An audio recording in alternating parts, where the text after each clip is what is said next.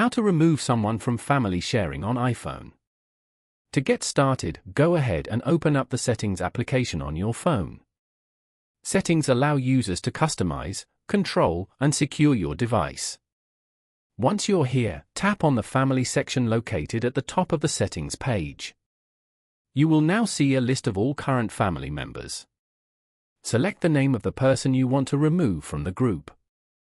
On the Members Detail page, tap the option at the bottom that says Remove from Sharing Group. A confirmation pop-up will appear to ensure you want to proceed. Tap on the Remove button to confirm your decision. The member will be removed, and you'll return to the family list.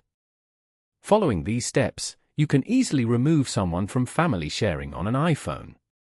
Thank you for watching. Please leave a like if this tutorial helped you, or leave a comment below if you have any questions related to the video.